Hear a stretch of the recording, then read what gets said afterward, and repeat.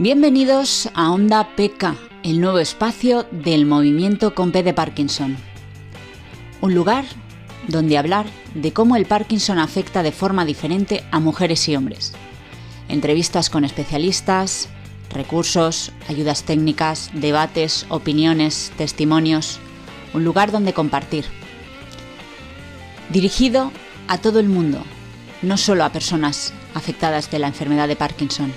Te puede interesar a ti y a ti también. Bienvenidos a Onda PK, los miércoles de 16 a 17 horas en Radio Buñol. Hola, buenas tardes. Mi nombre es Laura Román y esto es Onda PK. Vamos a dar a conocer el Parkinson, las personas, sus sentimientos, porque no queremos parar. Antes que nada, me gustaría agradecer la audiencia que hemos recibido del primer programa, de nuestro programa de presentación. Muchas gracias a todos los oyentes que habéis estado ahí siguiéndonos. Y también me gustaría agradecer pues, a Buñol, a esta radio, al Ayuntamiento de Buñol, que nos permite este espacio. Esta horita nos ha dejado este hueco. Muchísimas gracias. Bueno, y dicho esto, comenzamos con el programa. El programa de hoy va sobre diagnóstico de Parkinson. Y para ello tenemos con nosotros a un invitado. Él se llama Leonardo Bello, es el doctor Bello, médico neurólogo de la Fundación Universitaria de Ciencias de la Salud en Bogotá, Colombia. Es cofundador del Instituto Neurológico del Pacífico, influencer en hábitos saludables para un cerebro sano y además de todo esto es profesor en la Universidad Javeriana en Cali, Colombia. Buenas tardes, Leonardo. Hola, buenas tardes a todos, ¿cómo están? Espero que estén muy bien, muchas gracias por la invitación y espero poderles ayudar con toda la información que les brinde hoy. Seguro que sí, seguro que sí. Bueno, Leonardo, tienes un buen currículum y eres joven, ¿no? Tienes un gran currículum, profesor, y bueno, lo primero que me gustaría preguntarte es ¿por qué te dio por la medicina y concretamente por la neurología? ¿Qué era lo que te llamó? Bueno, yo cuando estaba en el colegio, pues yo ya había decidido estudiar medicina. Mi primera opción era medicina, mi segunda opción era medicina y mi tercera opción era medicina. No tenía otra. Era tantas las ganas de estudiar que decidí trasladarme fuera de mi ciudad natal para poder estudiar porque o era eso o era buscar otra opción. Finalmente me trasladé y decidí y pasé a medicina. Es muy difícil describir un gusto, una pasión. La medicina es una pasión. En eso yo resumo el gusto que tengo. Y lo mismo la neurología. La neurología siempre la han tenido como un poquito de miedo, no sé si sea esa la palabra, por la dificultad en los diagnósticos, por el abordaje que es difícil con los pacientes, por los síntomas que tiene. Entonces siempre ha habido como esa precaución con la neurología. Y yo desde el noveno semestre que la vi, que conocí la neurología, me gustó muchísimo, me apasioné por ella, decidí empezarla a estudiar, me presenté y pues finalmente pasé. Pero cuando empezaste medicina, ¿ya sabías que ibas a ir por neurología o lo decidiste? No, todavía no. Ya fue hasta noveno semestre, ya cuando iba al final de la carrera, que tenemos dentro del currículum, nosotros tenemos que ver neurología. La conocí, me gustó. Después empecé a trabajar en un hospital donde estaba un servicio de neurología, pude acceder a ellos, iba a las juntas, inclusive pasaba la ronda médica con ellos, solamente como voluntario, porque no recibía ningún pago por eso, sino era por el gusto. Pero finalmente, pues, como les digo, esa pasión es difícil de describir, es muy difícil decir por qué describir un gusto, es algo innato que sale. Era lo que iba a nombrar ahora, la pasión. Han nombrado la palabra pasión y creo que es fundamental, ¿no? En el trato para la medicina, todo lo que es las profesiones sanitarias, que tienes contacto con personas que además tienen enfermedades o hay que dar diagnósticos de enfermedades, es fundamental esa pasión, ¿no? Y esas ganas también de seguir formándose, estudiando, ¿verdad? Porque al fin y al cabo estáis en continuo estudio siempre. Claro, sí. Precisamente ahorita como decías que que tenga un currículo grande a pesar de ser tan joven, pues eso, la diferencia lo marca es la pasión, la dedicación, y más que de pronto la inteligencia que uno vaya a tener sobre eso, o sus capacidades cerebrales que sean superior, no. Yo creo que nada de eso va a marcar diferencia. Lo único es esa pasión que uno tenga que le va a hacer ser diferente de los demás. Y luego, concretamente, la neurología, claro, estamos hablando de un campo que para mí creo que es el más complicado de la medicina, porque el cerebro sigue siendo un gran desconocido, por lo menos eso se comenta, que todavía hay muchísimas cosas que descubrir en el cerebro, muchísimo, y hay muchas enfermedades neurológicas. Hoy concretamente nos vamos a centrar en el Parkinson. Correcto. Si a mí me preguntan, el cerebro todavía no se sabe cómo funciona. Es desconocido. Se tiene por ahí algunos hallazgos estructurales y se ha visto alguna actividad, cómo es que se realiza, y de ahí se tienen algunas hipótesis de funcionamiento cerebral. Han cambiado mucho durante el tiempo. Por lo tanto, decir hoy que se conoce cómo funciona el cerebro todavía es difícil de decirlo. Claro, eso hace más difícil los diagnósticos, más difícil los pronósticos, ¿no? Quizás más difícil los tratamientos, todo en Claro, general. además que estudiar el cerebro en vivo, o sea, estando la persona ahí presente, es muy complicado. Entonces a veces queda como esa incertidumbre de por qué da esto, por qué se presenta, cuál es el origen. Es lo difícil de estudiar el cerebro ahí, en vivo. Y luego una pregunta, Leonardo. Hay tantas variables, tantas, a la hora de la conducta humana que yo no sé exactamente cómo os planteáis los estudios, pero a mí me sugiere mucha curiosidad. Por ejemplo, si es así, si no es así, me lo dices, pero yo, por ejemplo, las escalones, las escaleras, las podemos subir perfectamente. En cambio, soy incapaz de dar un paso. O correr, por ejemplo, puedo, pero no puedo dar un paso. Bueno, estas cosas curiosas que nos pasan a los parkinsonianos, que son muy difíciles de explicar hasta que no te ocurren la primera vez. Esto se sabe que creo que es porque tiene diferentes sistemas o diferentes circuitos, pero no sé hasta qué punto conocéis el cómo funciona. Es decir, es verdaderamente complejo, ¿no? Sí, y lo que acabas de decir es muy cierto, son circuitos cerebrales. Eso es lo que hasta el momento, lo más cercano se conoce del cerebro. En el caso, por ejemplo, del Parkinson, que es el circuito dopaminérgico, tiene varias vías, son como 5 vías que existen, dopaminérgicas grandes y pues conocidas y establecidas hasta el momento. En cuestión a la marcha, parece que la marcha utilizara como varios circuitos, se apoyara de algunos otros, y alguno de esos de la marcha se ve alterado. Otras actividades motoras igual de complejas, como por ejemplo manejar, conducir una bicicleta, subir escaleras, tomarán otra vía diferente al de la marcha, así se utilicen las piernas, es otra vía diferente a la marcha. Entonces esas no están afectadas y eso es lo que explica por qué algunas actividades motoras se alteran y otras no. Bueno, y centrándonos en el tema de hoy, que es el diagnóstico del Parkinson, Sí. llega una persona a consulta y ¿cómo tiene uno la sospecha de que puede ser un Parkinson o por dónde van encaminado ese diagnóstico? ¿Cómo se realiza? ¿Cuál sería paso a paso? Bueno, el primer paso es conocer a la persona, conocer el ser humano, quién es, sus características, dónde nació, qué hace, dónde labora, toda su actividad académica, si es casado, si es soltero, su orientación religiosa, todo eso. Todo eso es lo primero que yo voy a conocer el ser humano, como para tener en cuenta qué preconceptos o qué prejuicios va a tener frente a la vida, frente a la enfermedad y frente pues toda la situación que está pasando. Eso es lo primero.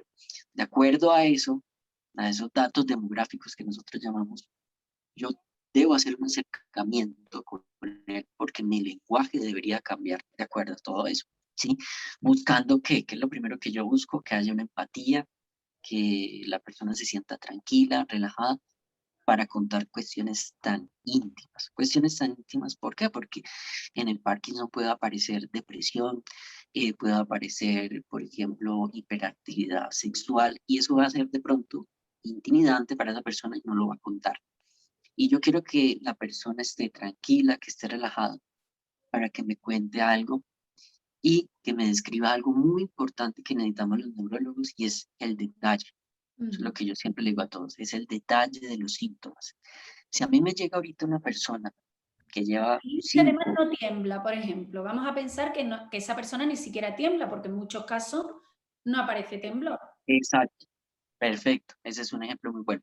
Entonces, si a mí me llega una persona, por ejemplo, que lleva 5 años de evolución de la enfermedad con una sintomatología, si yo lo veo en ese momento, yo lo voy a encontrar con muchos síntomas que no me van a, que difícilmente me van a decir que es Parkinson. Está con rigidez, con alteraciones en la marcha, con insomnio, trastorno del sueño REM, con un montón de síntomas que no me dejan claro qué es. Pero si me voy al inicio y me voy al detalle, me va a marcar mucho la diferencia, el inicio de las enfermedades. Eso es, eso es fundamental, que cuente cómo es cada síntoma, cuándo apareció, ¿sí? En qué circunstancias aparecen, ¿sí? Si desaparece el síntoma, si se calma con algo, si mejora. Y sobre todo hay que contar cosas que incluso nosotros no creemos que estén relacionadas con... O sea, hay que contarlo todo, ¿no? Porque tú a lo mejor dices, yo soy estreñido, y no te va a dar por decirle a un neurólogo que tienes estreñimiento, ¿no?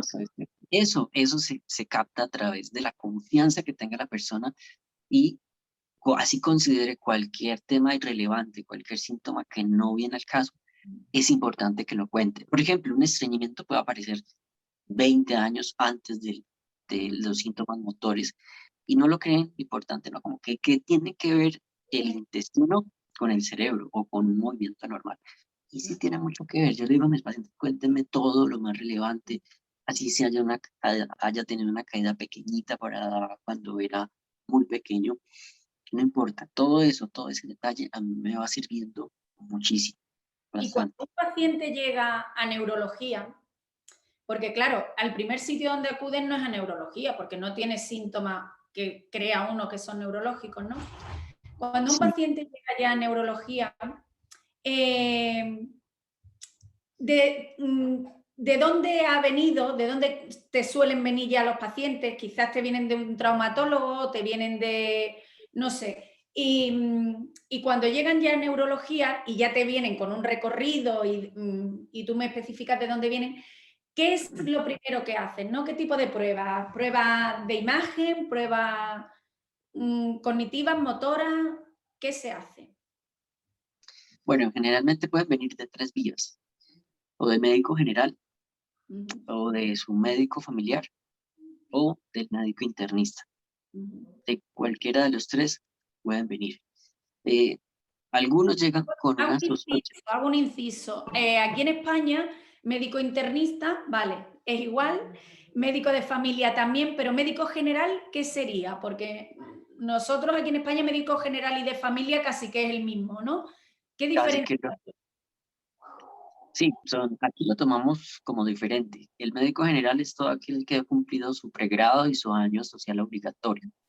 El médico familiar ya es un especialista. Vale, Hace una especialidad que dura 3 años y sale como médico familiar. Bueno, de esos 3 vienen, de esos 3.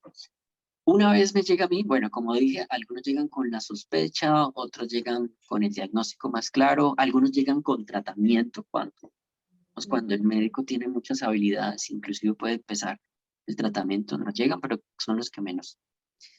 ¿Qué pruebas nosotros hacemos? No hay una prueba reina, como decimos acá, no hay un gold estándar traído del inglés para hacerla, ¿no? Como que hay que hacerle a esto, no. Ni existe una prueba más importante que la otra. Siempre se debe individualizar en cada paciente. ¿Por qué? Porque si es una persona, por ejemplo, que ha trabajado, que ha sido expuesta a empresas donde hacen lámparas y que manejan mercurio, quizás pueda tener intoxicación por mercurio y yo le debo hacer más bien unos niveles de ese metal. Entonces, él quizás no se beneficie de otras pruebas, sino se va a beneficiar más de ese examen. Por ejemplo, aquel que ha estado expuesto también a plomo, ¿sí? Aquel que ha estado expuesto a órganos fosforados que se ven en los cultivos, ellos se van a presentar, se van a beneficiar más de ese tipo de pruebas. Por ejemplo, si me llega una persona que tiembla mucho y yo tengo como un diagnóstico diferencial del temblor esencial, él de pronto va a necesitar más una perfusión cerebral que se le haga para poder diferenciar el diagnóstico. Entonces, pruebas que existan serían de imagen, ¿no? Ahora, están los generales. Eso, en general. No existe un gol estándar, aquí también usamos la palabra gol estándar en la analítica y demás, en las pruebas que se hacen. La prueba, Pero existen, tenemos por un lado pruebas de imagen y por otro lado pruebas para ir viendo la evolución, ¿no? Pruebas físicas, me imagino, ¿no? Ahora, hay unos exámenes generales. Una vez yo descarto esos antecedentes y veo que no tiene ningún antecedente exposicional y que me voy más hacia el diagnóstico de enfermedad de Parkinson, yo tengo unas pruebas generales que sería una resonancia cerebral simple, que en teoría debe salir normal, no debe salir anormal al inicio de la enfermedad. Si la hago unos 20 años después, yo voy a encontrar atrofia, ¿sí? Especialmente sobre el mesencéfalo, que es la estructura la más resonancia comprometida. magnética sirve para ver que el cerebro está normal y luego tener una comparativa años después para ver que luego hay atrofia, ¿no? Eso sí, para eso. Entonces me debe salir normal porque acá, yo no sé, allá me imagino que lo mismo. A muchas personas quedan como con la desilusión un poco de por qué los exámenes salen normales. Y es que en el Parkinson los exámenes deben salir normales. ¿Sí? No, si salieran anormales, ya no estaríamos ante un Parkinson, sino ante otra enfermedad. ¿Sí? Si a mí me sale, por ejemplo, dentro de los que yo pido en la mayoría de pacientes, que es el de sífilis, si le sale positivo, ya deja de ser Parkinson. Claro. Tienes un parkinsonismo que ahorita les digo qué es eso, para poder diferenciar. Secundario, por sífilis. Otra cosita, no sé si vosotros en Colombia, me imagino que también hacéis la prueba nuclear, de medicina nuclear, un DAT scan con el yodo. Esa es la que estamos, la que me equivoqué, yo dije perfusión, no es perfusión, es el espejo. Al decirme perfusión pensé que era una resonancia con contraste, que también se hace aquí, Sí, se puede hacer también, una resonancia simple o con contraste. Exacto, sí. Pero de la de medicina nuclear, ¿qué nos puedes contar? ¿En qué consiste? Bueno, la prueba de medicina nuclear, que es, uno puede hacer un PET con dopamina, que es el específico que uno hace. ¿Para qué me ayuda? No me va a diagnosticar Parkinson, eso hay que dejarlo claro, porque puede salir normal o anormal, no me va a indicar que tiene Parkinson ni lo va a descartar ni nada. Lo único es que si yo tengo un paciente con temblor, la persona está con mucho temblor, tiene un poquito de rigidez y yo entro entre la duda que entre será un temblor esencial o será una enfermedad de Parkinson, yo envío un PET scan con dopamina y debe salir normal. Si sale normal, yo digo estoy ante un temblor esencial. Si sale anormal, yo digo descarto el temblor esencial, no es un temblor esencial, porque debe salir normal. Entonces, si sale anormal, yo digo, me voy más hacia una enfermedad de Parkinson, probablemente, pero tampoco lo está diagnosticando. Simplemente me ayuda a descartar. Entonces, lo que nos vienes a contar es que las pruebas ayudan a que descartemos otras cosas y nos dirijan al Parkinson. Entonces, eso es muy bien, creo que fue entendido el mensaje. Sí, ¿no? Entonces, lo hemos pillado. Las pruebas nos ayudan a descartar otras cosas y al descartar otras cosas, pues ya lo que nos queda es Parkinson.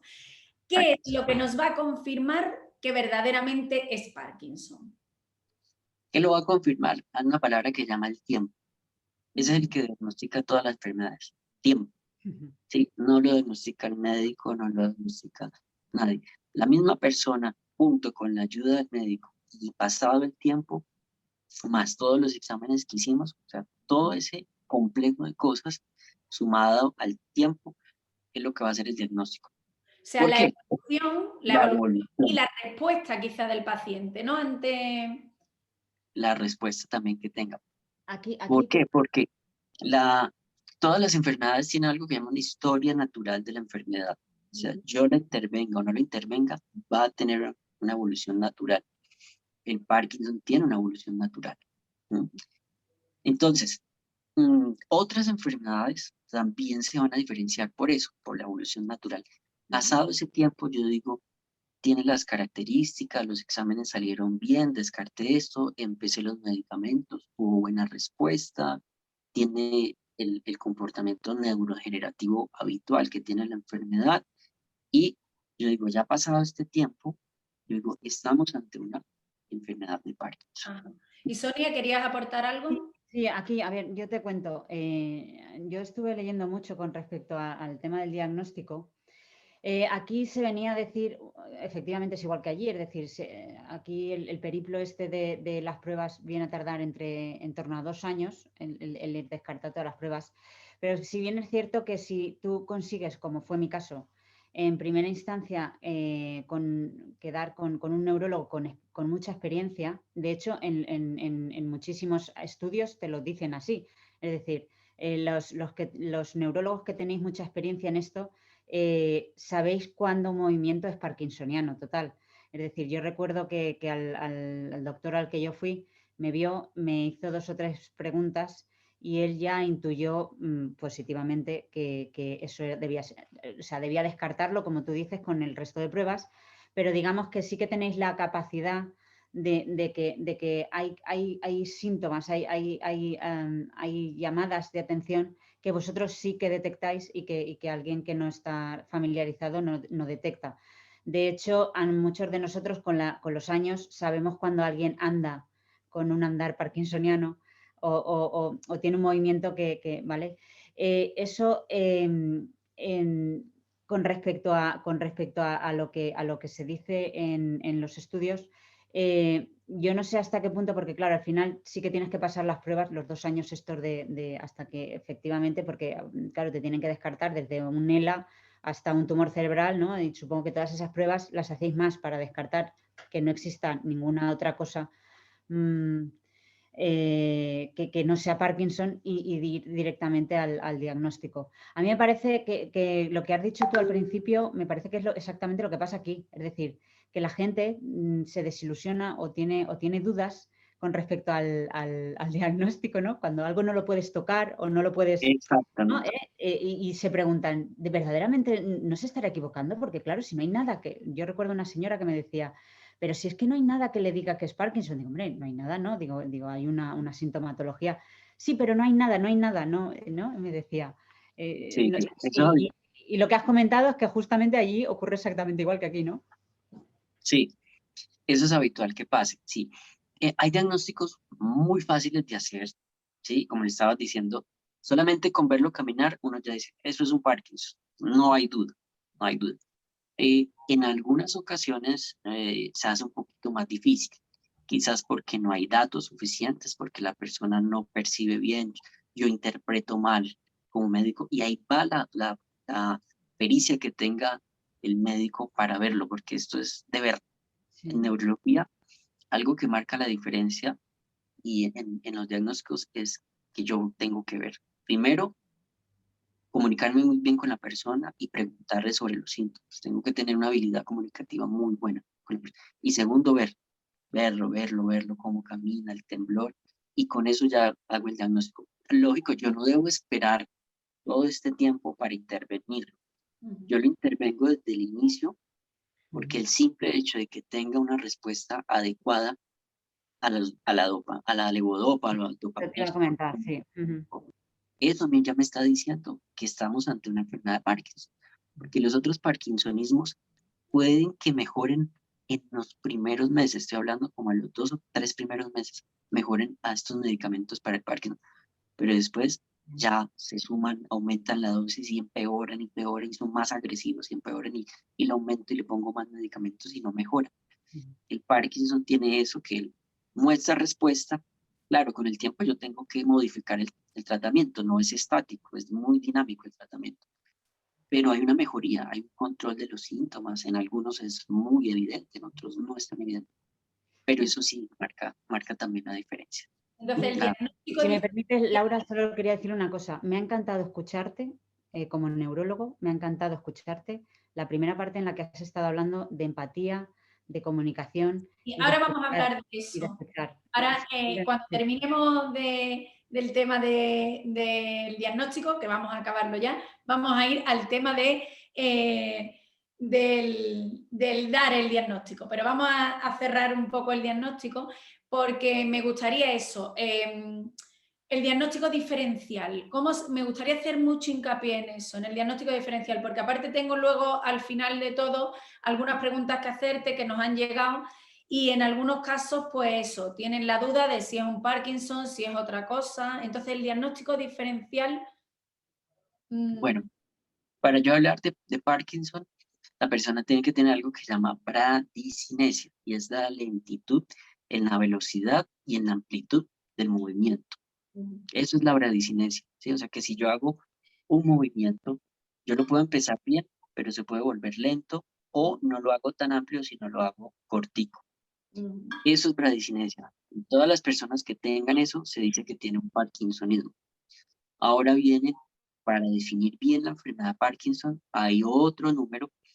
Tampoco hay unos criterios diagnósticos clínicos, o sea, de los síntomas, que me digan, si tiene esto, eso es Parkinson y no es otra cosa. No, tampoco es así tan fácil en todas las personas. Aparte de la bradicinesia, pues debe tener el temblor, debe tener la rigidez y la alteración en el equilibrio que aparece después de los 3 años. ¿Tiene por qué darse los 3 síntomas motores, no? ¿Al mismo tiempo? No al mismo tiempo, pueden por lo menos 2. O sea, la bradicinesia acompañado de otro. De ahí, recuerden que una enfermedad es un conjunto de signos y síntomas. O sea, no es uno solo. Claro. Debe tener más cosas. Listo, ahí yo entro. El 90% va a tener temblor. Entonces yo empiezo a buscar diagnósticos diferenciales de temblor. El primero de ellos es el temblor esencial. El temblor esencial generalmente es heredado. Uno pregunta a los demás familiares y todos tiemblan.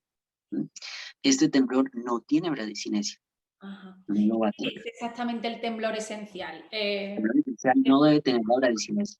Puede tener inclusive rigidez y a veces ahí es cuando uno entra en duda. Yo también entro en duda porque encuentro mucha rigidez y el temblor no me permite evaluar muy bien. Y yo digo, uy, esto es muy subjetivo, el ojo humano también es subjetivo y puede uno, o en ese momento...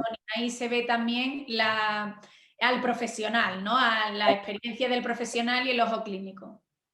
También hay otras variables no dependientes ni del examinador ni del paciente que es, puede entrar de pronto en angustia de que me van a decir un diagnóstico feo, de que me va a pasar algo en mi vida. Entonces, se puede, digamos, dificultar, hacer muy difícil en ese momento. Bueno, entonces hemos dicho que tenemos pues, el ojo clínico del neurólogo que le tiene que poner pasión a lo que hace y tiene que querer lo que hace, creer en lo que hace, ¿no? Y el ojo clínico es fundamental, bueno, también hay imágenes para el diagnóstico, para luego, vamos, las imágenes no nos sirven para el diagnóstico, sino para descartar otras patologías que no estén y para comparar con los años. Y yo quería hablar y quería preguntarte, porque no existe diagnóstico clínico. Cuando yo hablo de diagnóstico clínico me refiero a una prueba en la que yo pueda entregar mi muestra biológica, ya sea sangre, orina, saliva, lágrima, heces, una muestra biológica en la que se haga un análisis y diga, pues aquí sale. Eso a día de hoy no existe, ¿verdad? Es fácil. Lo que yo le digo a mis pacientes, no hay una prueba donde yo se la pueda hacer y diga positivo para Parkinson. No existe todavía en el mundo. Ojalá al futuro, en el corto tiempo se pueda crear o descubrir, pero por ahora no. Yo sí que es verdad que he leído que hay vías de investigación, ¿no? Con el tema de la proteína alfa-sinucleína, no sé si la he dicho bien, que se ve que existe una relación entre aumento de alfa-sinucleína en células intestinales, que puede encontrarse en saliva, en lágrimas, y están intentando buscar la relación, ¿no? Entre eso y el Parkinson, ¿cierto? También. Yo la pudiera hacer, por ejemplo, en líquido cefalorraquídeo, que es que se toma aquí en la columna, a hacer niveles de alfa-sinucleína, pero también sale alterada en otros Parkinsonismos, como en la demencia por cuerpos de Lewis, en la parálisis supranuclear, progresiva. Entonces, no es específico, claro. Entonces habría que buscar un parámetro biológico que fuera específico, ¿no? No sé si me he explicado correctamente. Tendría que tener un punto de corte y decir, en el Parkinson es esto, en la demencia de cuerpos de Lewis es esto. y por ahora no se ha podido establecer puntos de corte. Cuando decimos para la diabetes, pues para la diabetes miramos la glucemia, la hemoglobina glicosilada y, ¿no? Ese diagnóstico, por ejemplo, sería más sencillo. Si fuera así, se pudiera diagnosticar mucho más rápido y Eso, más fácil. porque la importancia del diagnóstico precoz. Muy acelerado. ¡Pum! Es como si... No coincide que haces el deporte, llegas a las 11 y te toca la pastilla a las 11:30. Y como la tomes, es como, tengo que atrasar esta dosis porque voy como una moto. Porque el ejercicio libera mucha dopamina, entonces, y se activan todos los receptores, entonces quedan como ahí pendientes. Aquí hay dopamina. Te pones como Fittipaldi, corriendo para todos lados. Sí, están así. Esos receptores quedan ahí estimulados, entonces, claro, llegó la pastilla, llegó dopamina. Es como que en función al ejercicio dice, voy a retrasarlo un poquito porque si no me voy a poner... Entonces, ¿se puede retrasar un poco la toma cuando uno se encuentra, después de hacer el ejercicio físico, te encuentras fuerte, te encuentras, vamos, que no parece ni que tuvieras Parkinson? Sí, se puede retrasar o bajar la dosis, o dejarle 2/3 de la dosis o dejarle la mitad de la dosis, dependiendo.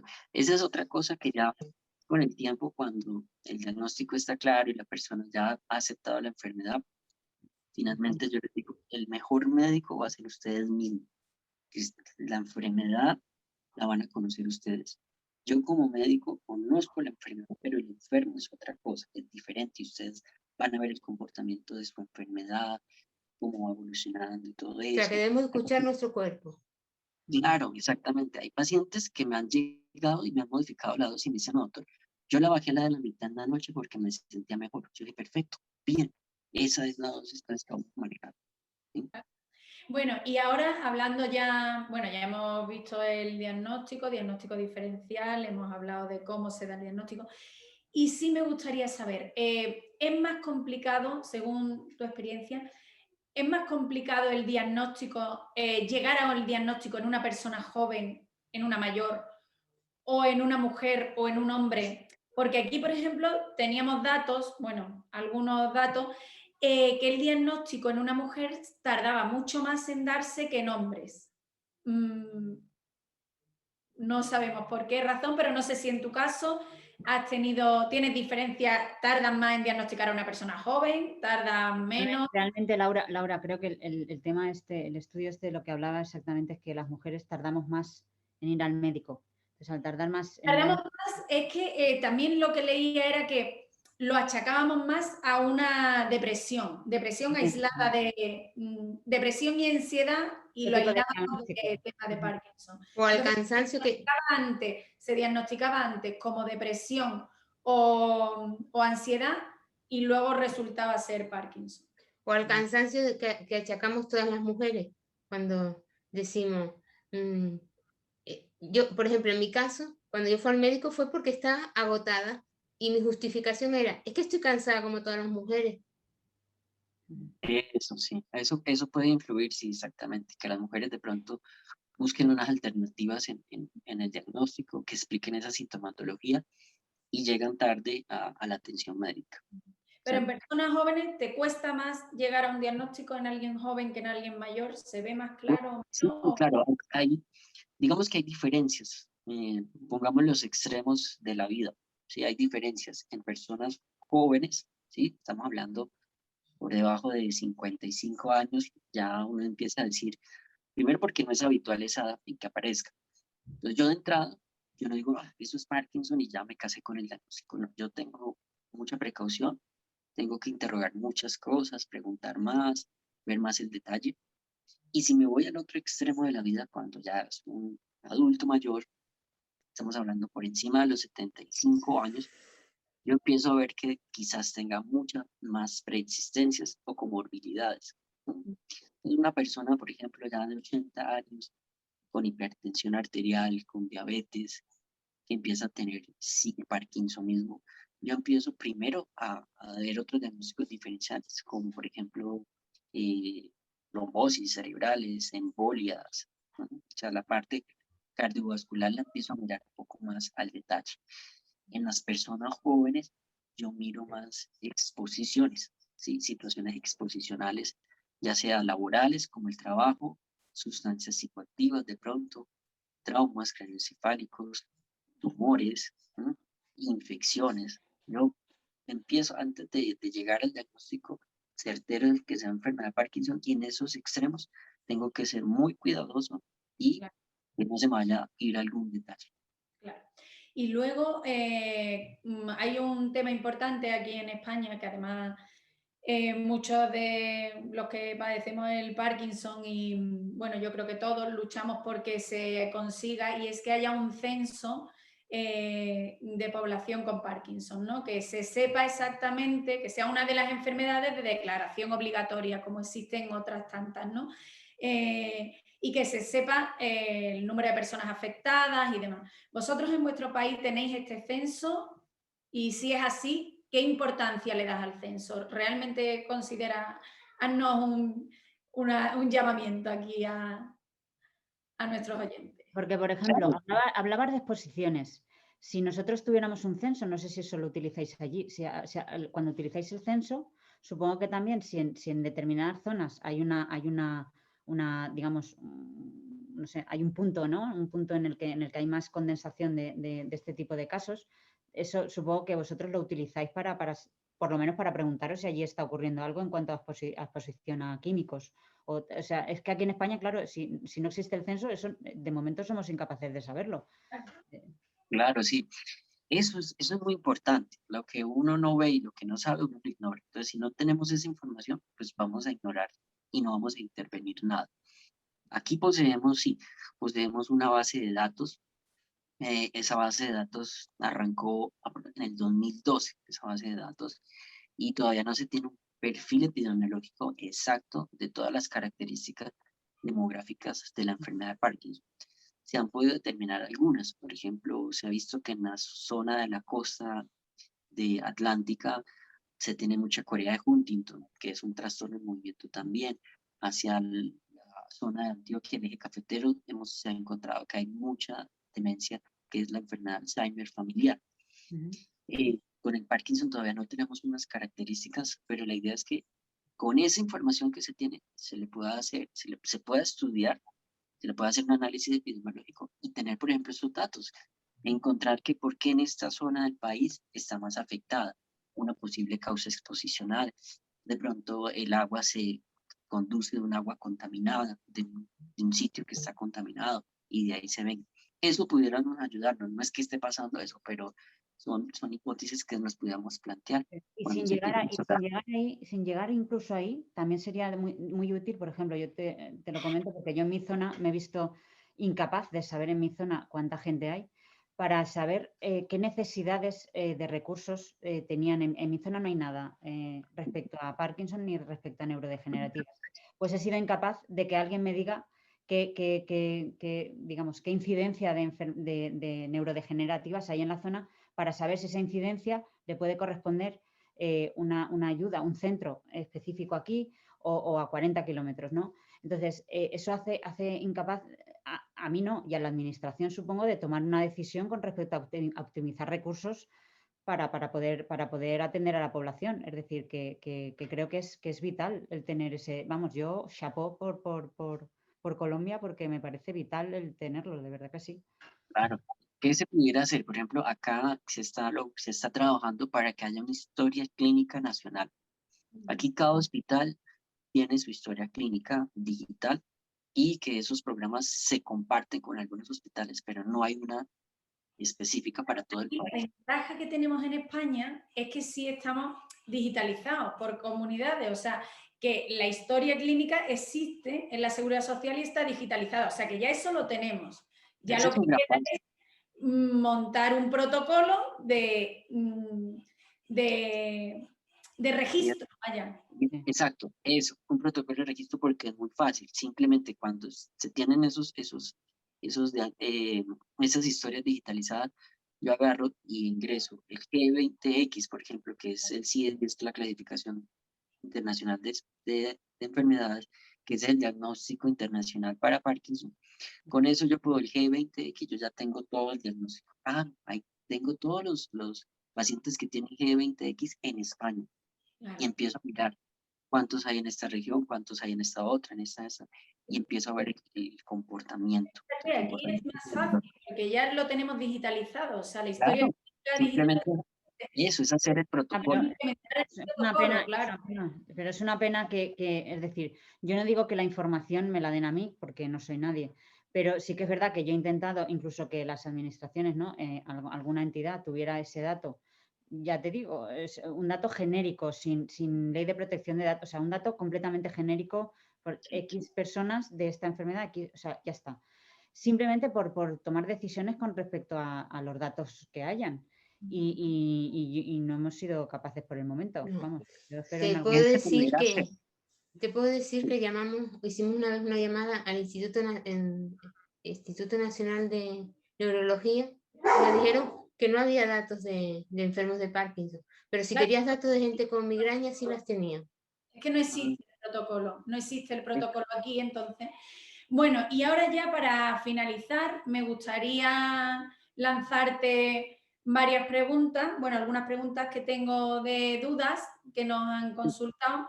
Entonces, una chica joven, ¿vale? De 20 a 30 años, y me comenta que tiene temblor en las dos manos. ¿Podría ser Parkinson? Ya hemos hablado del diagnóstico diferencial, que hay que saber muchas más cosas y demás, pero claro, presenta temblor en ambas manos, de manera... Bueno, sí, en ese caso, para esa persona tiene que tener en cuenta es cómo inició. Si inició en una sola lado, o si el temblor predomina en un lado, ya sea derecho o izquierdo, eso me dice mucho que es enfermedad de Parkinson, porque algo característico es que es asimétrico. Puede empezar de un lado, o sea, unilateral, luego volverse bilateral, pero así pasa el tiempo, así evoluciona la enfermedad, el predominio de un lado va a ser, o sea, los síntomas van a ser un poco más marcados de un lado especial, ya sea derecho o izquierdo. Entonces esa persona, si siempre ha sido bilateral, persiste igual en las dos manos, ya se cae el diagnóstico de Parkinson. Vale, entonces debe ser bilateral, o sea, si es bilateral, ya sabemos que Parkinson puede ser un temblor esencial o puede ser cualquier otra cosa. O un temblor fisiológico. Yo tengo un temblor fisiológico bastante fuerte y de hecho uno de los en vivos que hice hace poco fue explicando eso porque muchos me escriben por el temblor y preocupados por el temblor. Yo les digo, mira, tranquilo, el temblor no es sinónimo de Parkinson. Una cosa curiosa, que conozco a dos médicos, una de ellas neuróloga, y comenta, tienen Parkinson las dos, y comenta, no fui capaz de ver los síntomas del Parkinson en mí misma. Eso es bien bueno, complejo. de hecho, una de ellas comentaba que pensaba que estaba psicosomatizando los pacientes. Exacto. Que estaba psicosomatizando. ¿Qué puede pasar? Bueno, otra pregunta que me hacían, que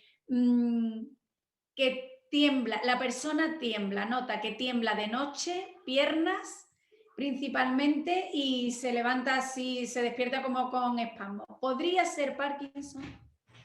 Siempre desde la prudencia.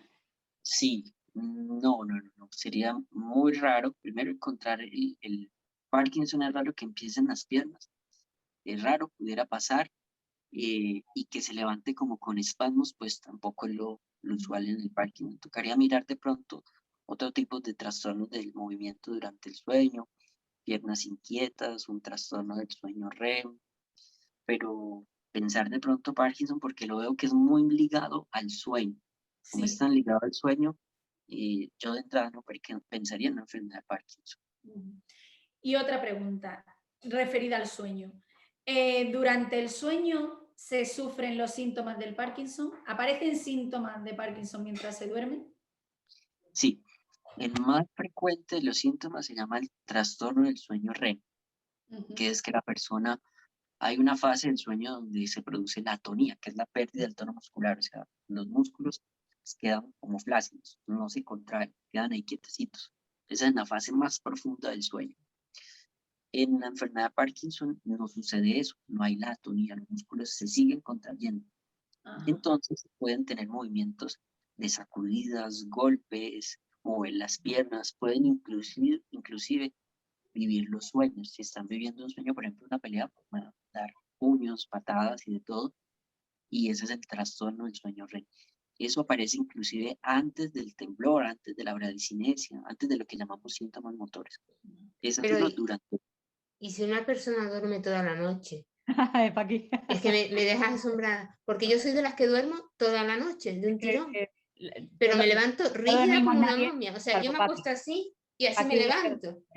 Pero eso y claro, como dices, que dan golpes, yo digo, es que yo no, ni doy golpes, ni sueño, ni hablo. No, igual que no le pasa sí, eso es bueno, tía. Me dejas asustada diciendo, a ver si no voy a tener Parkinson y tengo otra cosa, a ver qué.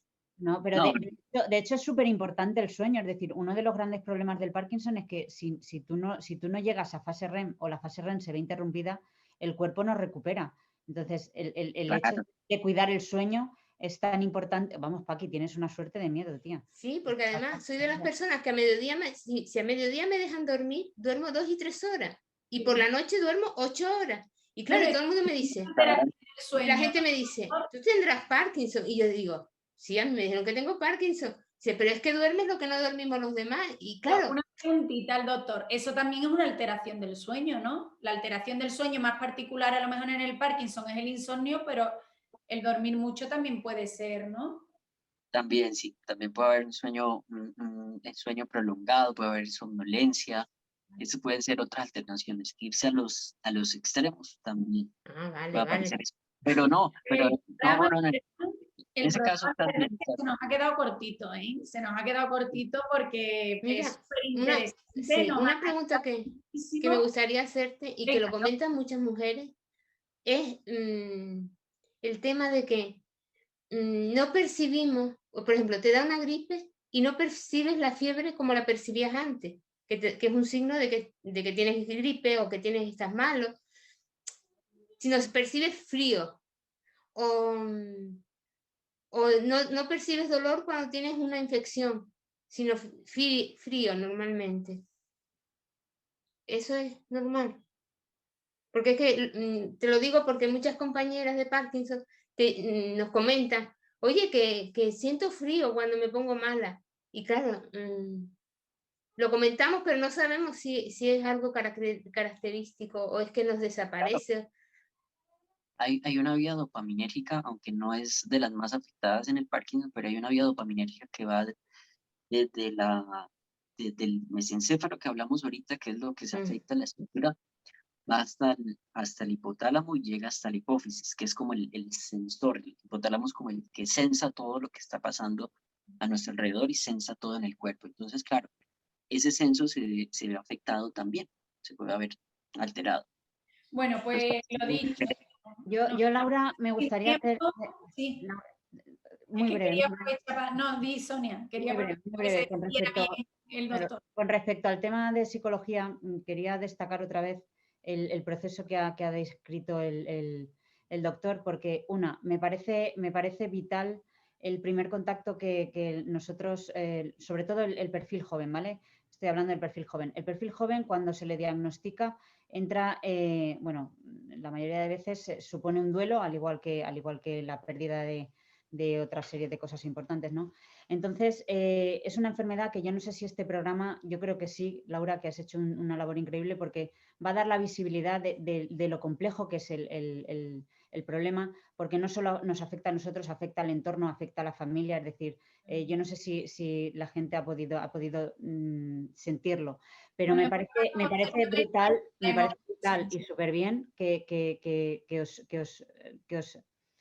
preparéis tanto ese primer contacto con la enfermedad a la persona, porque además va a determinar no su vida, sino la de la gente que la rodea y el resto de las cosas que tengan que ocurrir. O sea, que de verdad que enhorabuena porque me ha encantado escucharte decir eso. Pues como decía, se hace corta la entrevista, nos quedamos con eso, con que los médicos tienen que empatizar, tienen que intentar conocer a la persona, a su paciente.